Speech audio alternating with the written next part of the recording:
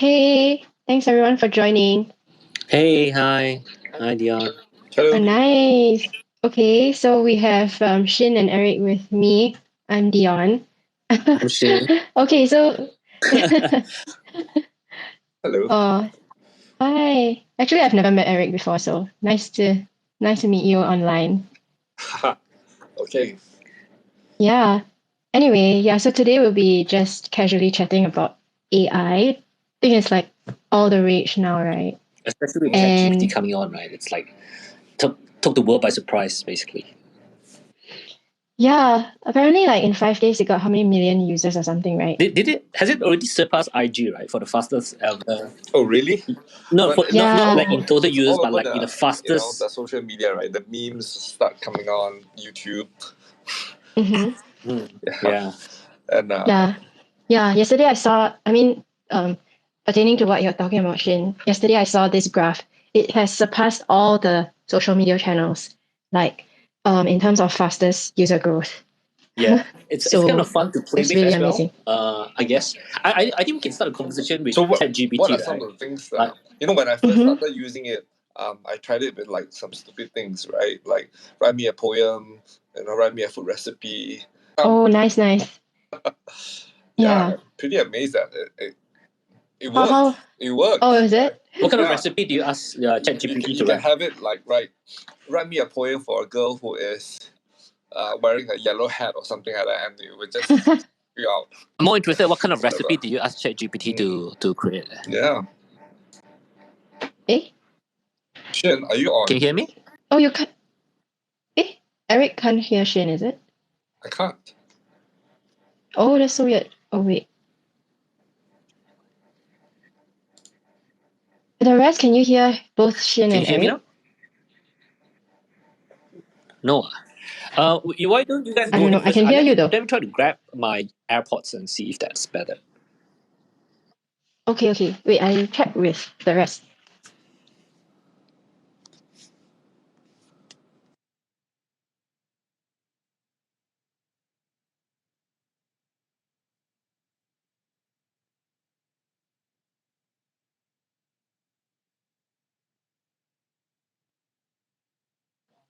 Hey, so anyway, like Eric, maybe let's continue while Shin is getting his AirPods.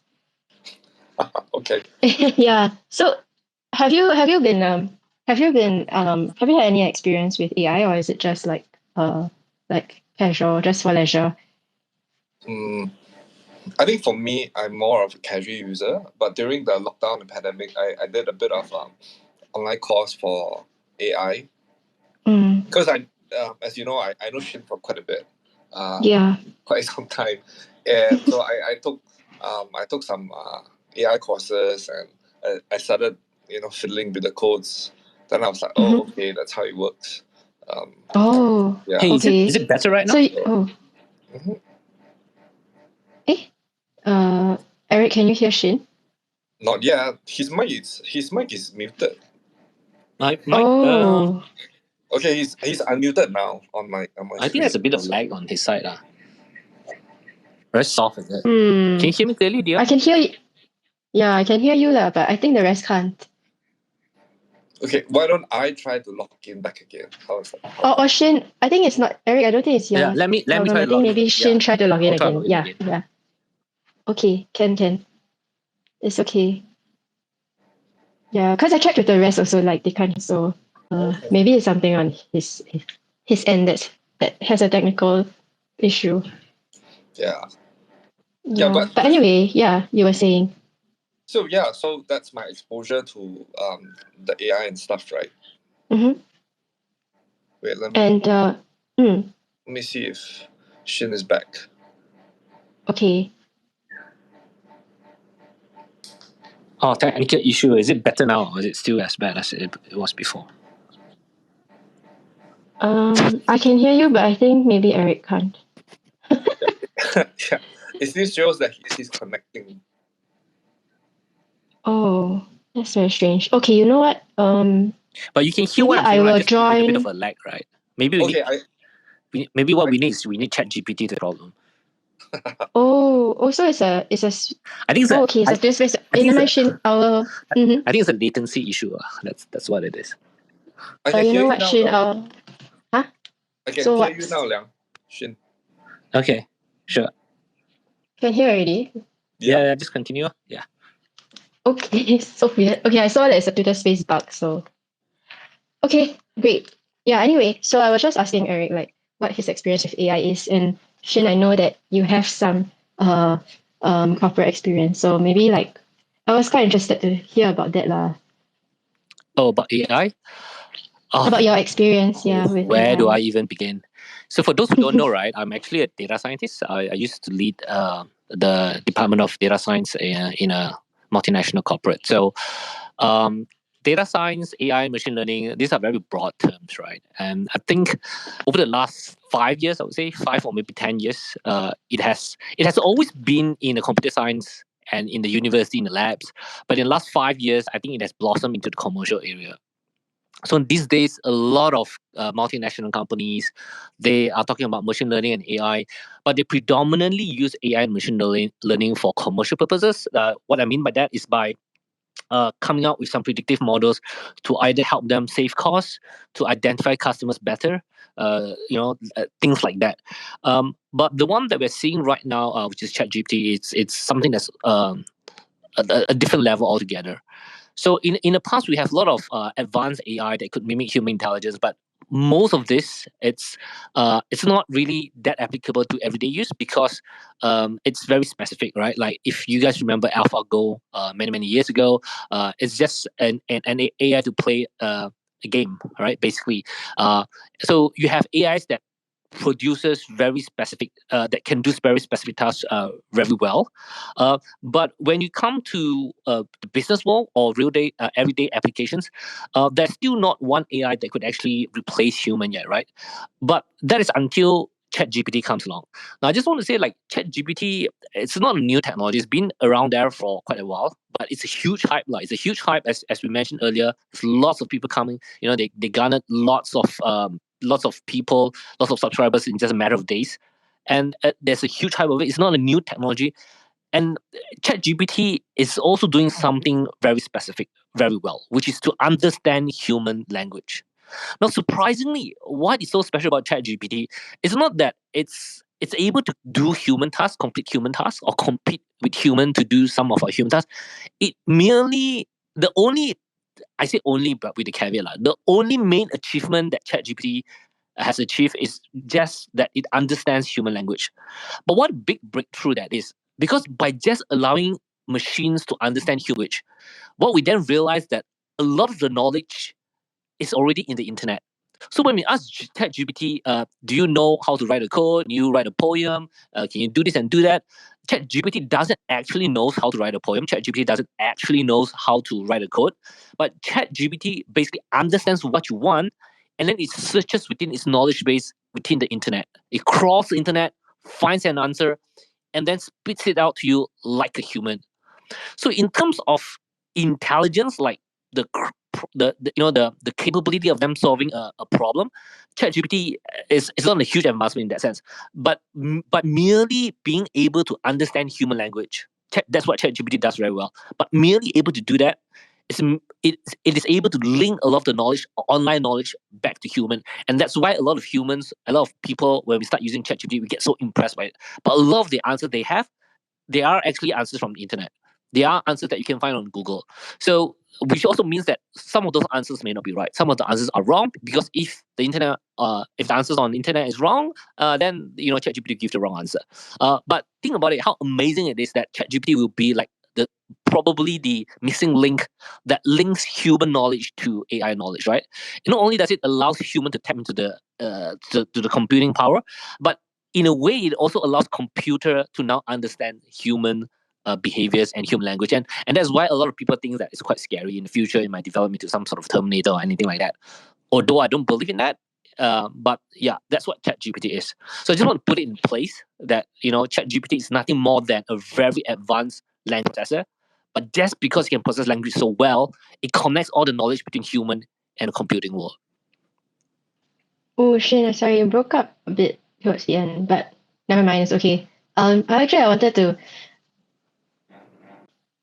Is Shin speaking? No, Shin has it's not speaking. His purple thing is moving. Oh, No, okay. Right. Yeah, continue. Okay. Yeah. So anyway, on an interesting note, right? Like the other day, I actually keyed in a math question into ChatGPT, and then it gave me a wrong answer, but it gave me the formula and everything lah. So like I went to like analyze the formula, and I realized it made a careless mistake. Like it divided the equation wrongly, which was very interesting because I don't really understand the algorithms. Like, why did that even happen? And also, recently there was this news article about how it failed, math papers and stuff. So how does that even happen? Like, is the internet giving it the wrong formula or what? Yeah, like I mentioned, right? The way ChatGPT works is that it's a language processor. It's an advanced language processor. It understands what you want, and he'll give you the answer in human-like languages, right? So in the past, you can think of it like a very advanced Google. So in the past, if you want to find something on Google, you have to type keywords and things like that. Those are not exactly the way we usually speak, right? Which is why people like my mom will have trouble using Google, right? Because we always say like, just Google it. They say like, but what should I type into Google? I do not know what to type. Because as much as the younger generations, people we use Google seamlessly. But if you think about it, we don't exactly type in the query, the search bar in Google in human-like languages. If you want to search for what's the net worth of what's the net worth of Warren Buffett? We actually type in Warren Buffett and then we type in net worth. It's not a complete English sentence. But what ChatGPT can do very well is that you can type it in human-like languages, like what is the net worth of Warren Buffett, and it understands what you want and gives you the answer. Now, to answer your question in short, because I think I've been beating around the bush, the reason why you give the wrong answer is because ChatGPT doesn't actually calculate your answer. It doesn't even try to attempt to verify your answer or work out your answer. What it merely does is based on the question you ask ChatGPT, he will find the best answer he can find on the internet and give it out to you. And that's it. He doesn't verify it. It doesn't try to, he doesn't verify it, or neither does it try to come up with its own solution. It doesn't do that. Oh, okay, I see. Okay, to that point, right? To that point, because yeah. earlier Eric mentioned that he actually asked ChatGPT for recipe. Before I was cut off, actually I wanted to ask Eric, like, what kind of recipe do you ask ChatGPT to give you? Oh yeah, you wanted to ask him. Like you have lots of leftovers in the fridge, and you're like, okay, I've got eggs, I've got this, I've got that. What can you make? And the ChatGPT will just give you like something. I don't know.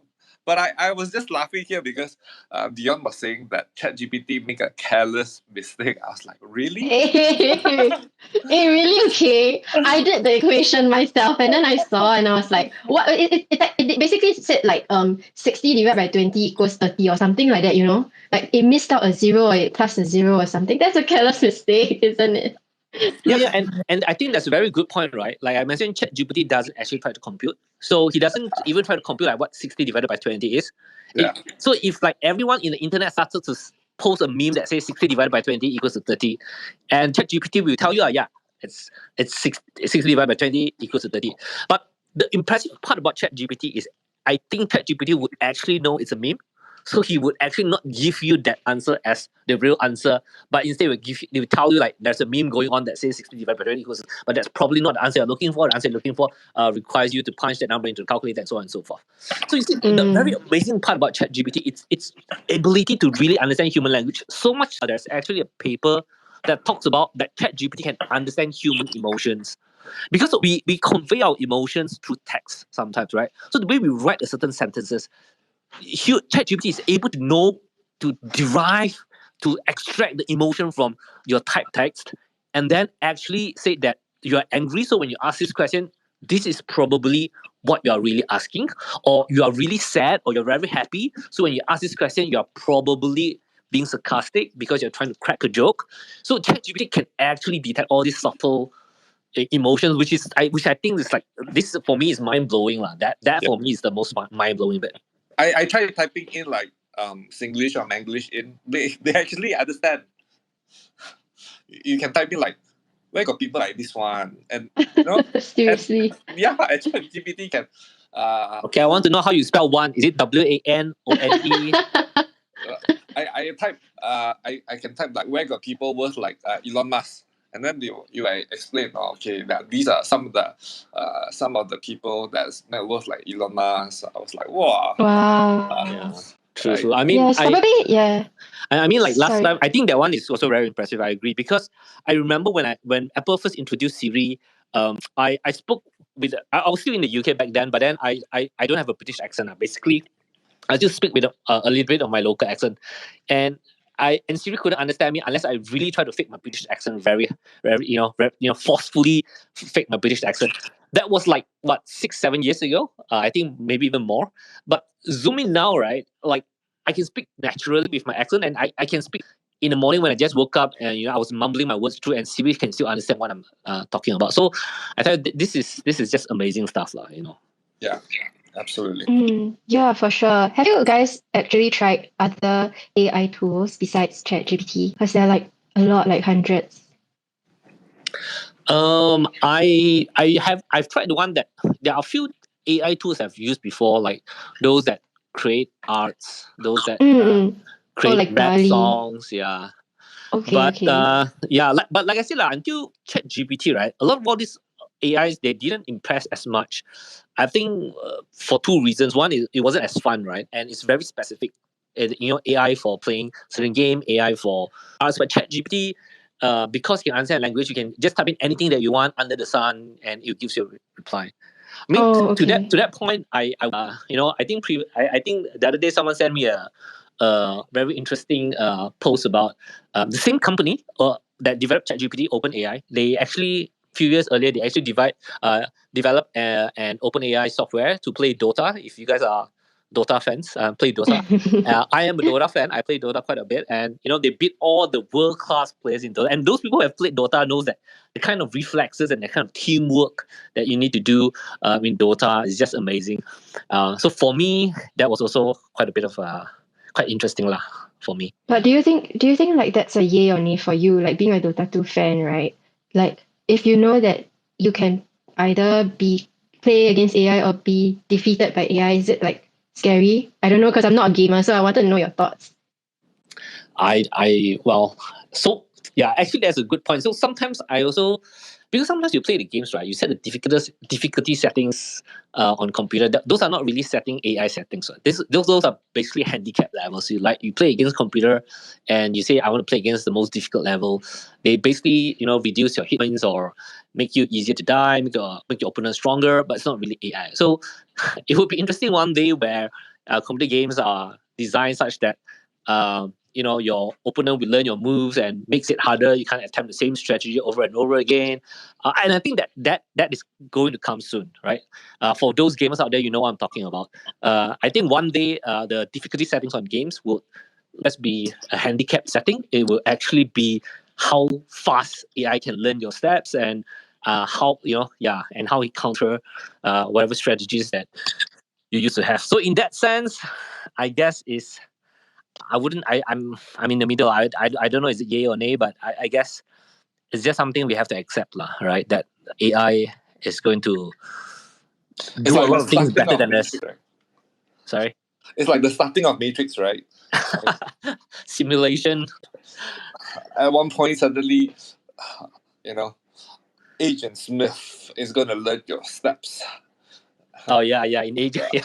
Or like the Borg in Star Trek, right? Like they adapt so fast that all your technologies gets assimilated. I think inevitably AI is going to replace a lot of our tasks slowly, right? With ChatGPT already, I can see some more mundane, some repetitive tasks can be replaced already. So, for example, those custom supports that relies on phone calls, because all these chatbots, right? Basically, things that are done by chatbots, and I can honestly tell you, I hate chatbots until ChatGPT, right? But ChatGPT is really nothing but a chatbot, but an advanced chatbot. But the all commercial chatbots that we have out there is really annoying because they never give me the answer that I want, right? I that's why it ends up, no matter what chatbot you give me, right? I always end up saying I just want to talk to the operator. But with ChatGPT, it's a game changer, right? Because everything that a company can do to support you, whether is it to reset your PIN or you want to check your balance and everything like that, it's all within a manual and it's all performed within a certain rule. So all you need to do is just ask ChatGPT to follow this fixed rule, and then the rest the ChatGPT can do. It can understand what your real problem is, and it can actually give you the actual answer based on the book, right? Rather than the current generation chatbot, which always don't understand what you're saying and always give you the wrong answer. So things like that, bank receptionists, basically all receptionists, customer supports, and to a certain degree, maybe lower level lawyers and doctors can be replaced, because if it's something that's a very simple medical advice or it's a very simple legal advice that doesn't require a lot of discussion or debates, right?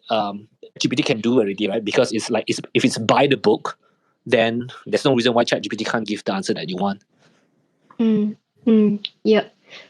Andreas just requested to be speaker, so I thought maybe he would have something to say. Yeah, sure. Yes. Hey everyone, a very interesting conversation. So I'm just touching on the point of using, let's say, AI for video games. I think it will be very let's call it scary, because right now, right, there are some people using bots to play their characters, but you can understand that they are bots because they're not so good and doing mistakes. But imagine where a very good AI tool can play much better and faster than an actual player, and then even use the chat functions and everything. So maybe we come to a point where you play with other players and you don't realize whether they're humans or AI bots. Oh yeah. Right? Actually, on that note, right, I'm seeing a lot of news about people developing tools to distinguish between human and AI. So what I was wondering, why do they need to do that? And what are your thoughts about it? So this is a classical Turing test, right? Have you heard of the Turing test? I have, but not very well. I mean, I'm not very well. It's basically Turing test is basically a series of tests that tries, basically the idea, the philosophical question it tries to solve is that if I cannot distinguish between you, a human, and another robot, then the robot has achieved true artificial intelligence, in the sense that it has achieved intelligence, human-like intelligence, that I cannot differentiate them. So Turing test is a set of tests to actually test the robot such that, but obviously it has evolved over the years, right? But essentially the concept is the same. We need to have a series of tests where we can actually test them and differentiate them compared to human. One very classic example is you always click on certain website and you got that "I am not a robot" type of click, right? So this is also actually a very classical Turing test, where it knows that if you're a bot, that's not how you're going to click it. But what I think is, I'm just going to say this one bit before I pass it to Eric, because I've been hogging up the airwave for far too long. It's fine. I just think that a lot of things is coming together right now. So you have ChatGPT on one hand, basically the ability to understand human languages. You have Google and everything which is containing the web knowledge of the entire humanity. And then you have a lot of this AI which is able to mimic human voices right now, better and better and better, right? And then you also have things like Boston Dynamics, where you're able to mimic human running, dancing, and aerobics. If you have heard of Boston Dynamics before, right? And all of this is coming all together, right? And one day they will converge, and that's when people will really start talking about the Terminator scenario. Sorry, Eric, what do you say? Exactly what Shin is saying. Terminator. Oh, the Terminator. Yeah. Oh, is that about AI and robots and humans coming together? But what's so bad? What's so bad about that? Why do people need to distinguish which one is the AI, which one is the human? I was just thinking before we have this. During the pandemic time, there was it was a test to see whether with the internet, previously, maybe 30 years ago, we can say that without the internet, knowledge is not so free flowing. But now that knowledge is free flowing, you realize that, especially in the pandemic time, you can see that a lot of fake news being out, a lot of news that doesn't make sense as well, right? And if you piece together news from different parts of the world and over different time, you can see there's some inconsistency. And now you add to that mix, fake news, AI that can produce very, very realistic pictures. You can have, you can fake Obama's face and make him say whatever you want. It's I think it's a scary time for the world. Like what at some point, how can I differentiate what is real, what is not real? And I think at that point of time, whoever can manipulate the information can sort of like manipulate a lot of things that happen in the world. I think that can be a very scary time for the world, right? And of course now people are worried, like the students when they write an essay, can they just plagiarize using ChatGPT and all? But if you extrapolate the whole trend, you can have a news channel completely on fake news because you can generate images, you can generate videos, you can generate news, and that is I think that will be a scary time for the world, right? And yeah, that's true. Actually, I was watching a video also that said, like, I mean, apart from like the fake news, AI might present some privacy and security issues as well, because we are feeding it so much data and it's learning so much of our daily routine. So I'm not sure like how this might pose some hazards to our daily lives. Yeah, and how do you deter like when? So I was trying just before this. So suddenly I remember that Stephen Hawking was saying previously that it could be the end of the world kind of thing. So I mean, if I was the one who said it, nobody will give me any way lah. But it's Stephen Hawking that says it, that it makes you pause and think like, is he talking? He must have thought this through, right? And he's pretty smart. So yeah. So that is like definitely a question for to ponder lah, right? Yeah. Actually, oh yeah. So, because you're talking about like what's real and what's not, right? Like, are you afraid of being catfished by AI? Well, I'm being afraid of catfish anyway. I think the threat is very real. I think the scammers are maybe one step ahead of us already, because. Oh, is it? About I say that so bad as though catfish are scammers, but you know what I mean, like fakes. I think they're probably one step ahead of us, because if I'm a professional scammer, right, wow, I'll be very happy over the development of the last few months. I have so much tools at my hand. I just go to Revoicer, get my audio done, write my tags, and then install ChatGPT. Obviously, the ChatGPT API, I don't think it's open to public yet. It's only the usage. But it's only a matter of time when the API is going to be released, and somehow the public is going to get hold of it. And yeah, things are going to get interesting after that, man. Yeah, you can even also another page with AI to mimic different voices, right? You can so you know the scammer that last time sometimes you can tell by the accent. Oh, okay, this certain countries always call you, but now you can't. Yeah, that's scary. You don't even know whether it's a scam. Yes, it recalls like last time. Someone actually, one of the ways to, because in Malaysia you get lots of scammers, and one of the ways you try to do that is, I used to do it many years ago. Is you just ask him to sing the national anthem of Malaysia, and he or she couldn't do it on the other end. But I tell you, if it's for ChatGPT, it's not a problem at all. It's not a problem. All he has to do is he just look up to the website, what's the national anthem of Malaysia. He'll learn it, and he'll just play it back to it's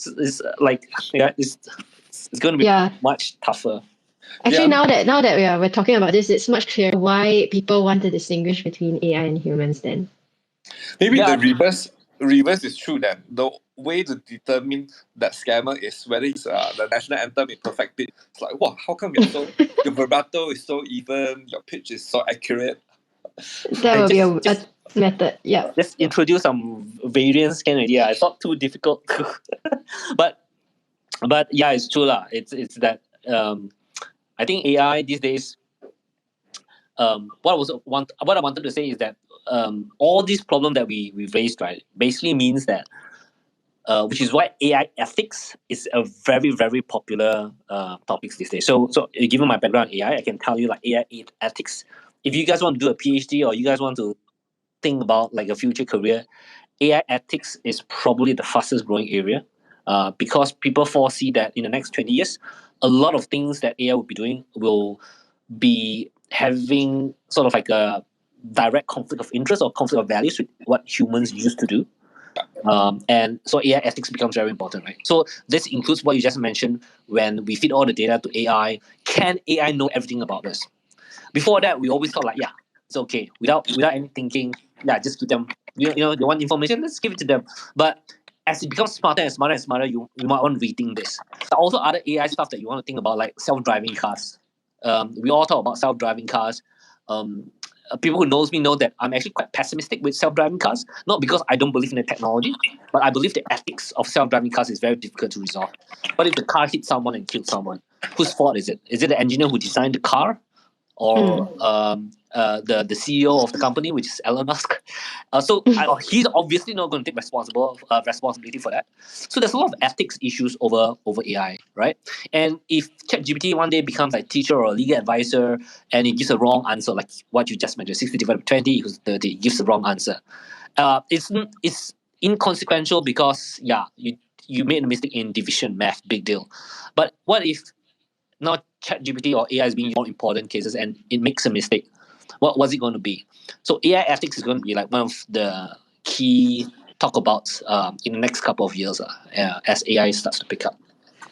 As AI goes to mainstream and goes to the public. Yeah. I mean, I guess sorry. Sorry, to interject, but Shin just reminded me of something. Google is like one of the biggest confirmation bias tool out there. Type like, is 1 + 1 = 3 true? And it will tell you, some stupid things that seemingly is true. And I think ChatGPT functions the same way because to me, it works like a giant Google, right? And I think, or rather, it's worrying that people would think that whatever ChatGPT say is true, but it's actually very confirmation bias. You can type in everything. Right, Shin, do you have some add? No, sorry. I knocked my phone. So yeah. But I agree with what you say. I have some students. Back in my heydays, I was also teaching. I have some students, and you'll be surprised that a lot of the younger generation students, right? They take the Google's answer as gospel, right? So if you ask them a question, and they Google it, and they tell you, yeah, that's the answer. And if you then proceed to tell them that, no, that's not right. That's not the right answer. Then they will say, hey, but Google say, Google say this is the right answer, right? But and you also get this with doctors this day. I'm sure the doctors out there will get the same kind of answer. Like a lot of my doctors' friends, right? Like they'll come to doctor. The doctor said, "Yeah, you're okay, you're fine. There's nothing to worry about." Then the patient will go about, "Hey, but I Googled, and you know what? This lump, according to Google, if this lump looks like red and looks like wow, then it means I have 60% of having cancer. So are you sure I do not have cancer?" A lot of then doctors will go like, hey, if you're so smart, you're smarter than me, having gone to medical school for 8 years, right, and having 10 years of practice, why do you even come to see me, right? Just ask Google. But the fact is, it's like what Eric said, it's still, there's a lot of bias, right, which is why until this moment of time, certain jobs like doctors cannot be fully replaced. Maybe certain aspects of it, but not the entirety, not the majority part of it. I still see that that's it's a big achievement, but I think AI still has a long way to go before conquering humanity. So I know there are a lot of fear mongers out there which also say that the end of humans is here, AI is going to take over the world. It's not going to happen. This AI take over the world thing is going to, it happened in 1970s when AI first came about, and then 90s, and then heck, I think it even came about in the 1950s when the first perceptron was invented, which is the building blocks of neural network. And even then, people start to talk about AI taking over the world, but it hasn't. It will get into our lives, everyday lives, but it will not take over yet. When you say get into our lives, do you mean like it might remove the need for some jobs? Oh, for sure. What kind though? Yeah, just like I mentioned, there's some repetitive jobs like receptionists and supports, and things like lower levels of jobs like or lower levels of like legal advice or medical advice. repetitive jobs like truck drivers and things like that. Yeah. Maybe jobs that doesn't need so much of critical thinking or creative thinking, more safety and compliances and stuff like that. If you're worried about your job taken over by AI, right, then just pursue a career that involves human interaction. So I think robots are still quite far away from dominating in that area. So if you're HR, you're very safe. Right? If you're in HR, you're very safe. If you're a psychiatrist, you're very, very safe also. So all those jobs that requires, and also like all those BDs, business development, sales, all those things that requires a bit of a human touch, connection with another human being, it's not going to be replaced. Recently, Microsoft Bing, I think, was the one that, published some users were using it. Then they published some conversations with the chatbot that the chatbot said like something like, I'm in love with you, or like you don't love your husband, like you should get a divorce, that kind of thing. Like that was creeping out some users. Like, will AI ever develop this kind of like sentience, or like can they potentially develop creativity also? One day. But I think we talk about this in our Margin X shortcuts a bit, that I think creativity, the few aspects of it. First is the definition of creativity. As Eric has pointed out, ChatGPT and certain AIs out there can write poems, can draw, and an art, can create an art. So is that creativity? If that is creativity, then there we have it, right? They are able to perform creative jobs. But I think from an anthropological point of view, human creativity is a lot more than that. It's a lot more than just creating poem and art. It's about thinking out of the box. It's about solving problems. It's about formulating solutions. And as of now, AI bots are, I believe, is still not quite capable of that yet. They have certain objectives which they just basically follow. Yeah. Okay. On creativity, maybe let me mention a little bit about music. The thing about music, or what makes a musician stand out, it's not so much that they're on time, but they're slightly off time, right? If you look at when you're doing studio recording, a live recording of a musician or a guitarist or a drummer, they have their own nuances on when the beat is struck, so they're not totally on time, and that makes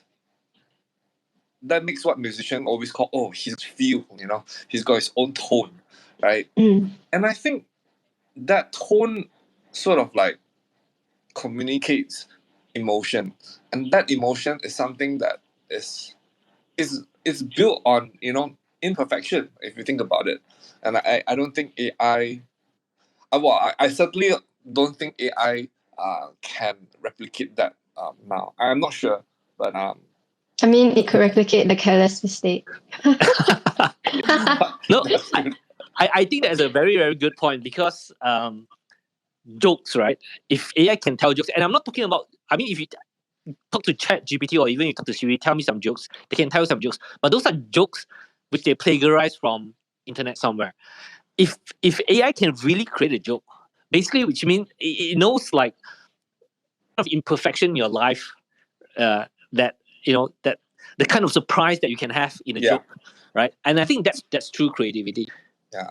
Right. And I think AI as of now they can't do that yet lah. Yeah. But to your point earlier, Dion, about like asking them about partners and all those things, I'm going to mention something a bit 18xx lah, which is actually, I don't know whether you guys know or not, actually one of the most popular use of AI is sex dolls. And actually it's one of those area where it has already been commercialized, and it's actually very popular. Obviously, most people wouldn't know about it because it's not something that it's usually publicized. But apparently, that's the most straightforward and easiest use of an AI, right? And in a certain bad way, pejorative way of saying that is that people who buy those sex dolls, they don't really want it to have too much creativity, Just do what I ask you to do, that kind of thing. Yeah, but wow. it is. So it is. Sorry. Pat, yes. No, yeah, I was just thinking that brings catfishing to a whole new level. Oh, catfishing. I thought you were going to say pets like dogs and cats. No, I was like, huh? Do you want to be? Because just now Dion asked, what if you are being catfish? I was like, wow, yeah. If you are catfish, you rather be catfished by a beautiful lady, right? So, and this is like one level up, Yeah. So yeah, men's Well, Achilles the heel. jokes part. On the Sorry, jokes Andrew. part, so on the jokes part, the AI can tell you a joke, right? But if you tell the AI a joke, you cannot like ask him whether it's funny or not. So let's say you create your own jokes, right? I think ChatGPT like say that it doesn't understand whether it's funny or not. Oh, is it? That's a brilliant point. Yeah. Yes, I don't think we are like in a stage yet that you can tell the AI a joke and then it finds it's funny and be like, ha ha ha or something. So it can't really understand the nuances behind a joke. Or like like what Eric mentioned. Yes, typing a joke and then it was like, it doesn't have the ability to understand if it's funny. But then it like executes your joke. Like in a way some people might this funny, But itself as AI, it doesn't understand whether, it's funny or not. So with this information now that we have discussed, like it seems as if there's a kind of consensus. AI won't really take over the world, right? No. But actually I was thinking, sorry, maybe in Andreas. the future we see like Twitter Spaces and it's only like AI talking in there, and they make their own discussions and everything. And maybe they don't even give us the ability to speak, only AI is accepted. Whoa. But do you think then, like, because I've been using a few AI tools in my everyday life, like, do you think AI makes people lazy or like just like unable to think critically? What do y'all think about that? Well, I think like some people like might use the AI to help them like kickstart something, like give them ideas and then take these ideas and further improve on their own. I think that's the best way to use AI now, not just like copy paste what it gives you, but gather the info it gives you and you analyze yourself whether this can work for you and then further modify yourself. So like AI that's is more, how I see it. Yeah. To you, it's more like an assistant. Yeah, it's like an assistant mostly, not just like give me the answer and just paste the answer, but gather like info. Because if you want to search on Google, you end up with different websites, right? And then maybe you don't find what you need, but sometimes this ChatGPT somehow gives you what you want to hear, right? So yeah, that's true. Okay. Okay, I guess I guess that kind of sums up like what we wanted to discuss today, which is, our conclusion is that it won't take over the world, but then it will help us in multiple ways. And and I think that's quite, it's quite an exciting time to live in as well, like to see these kind of technological changes. Sorry, Shin, you wanted to say something? No, I just want to see if Eric has any last summary or last words or any summary he wants to give. Anyone basically. Oh yeah, as we were talking here, I quite like my Star Trek from the Next Generation. So those who are older would remember there is this character called Data, and there's one, and in the Next Generation, Data is always trying to find his humanity, right?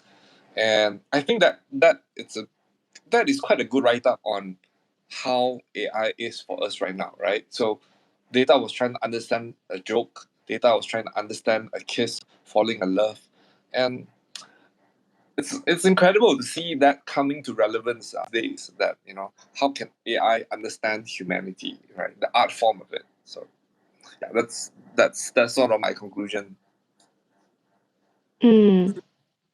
Yeah, I think for a layman person like me, probably I wouldn't be able to predict how that might end. But we'll just have to wait and see like how this unfolds. Yeah, Shin, do you want to say anything? No, I'm good. Yeah. Okay, Ken. Then I think we can wrap up our first episode. Thank you to everyone who tuned in. Really appreciate your undivided attention. Thank you. Thanks, everyone. Yeah, Thanks, we hope you all everyone. enjoyed it. We'll see you again next time. See you. Bye. Bye. See you. Bye. Bye.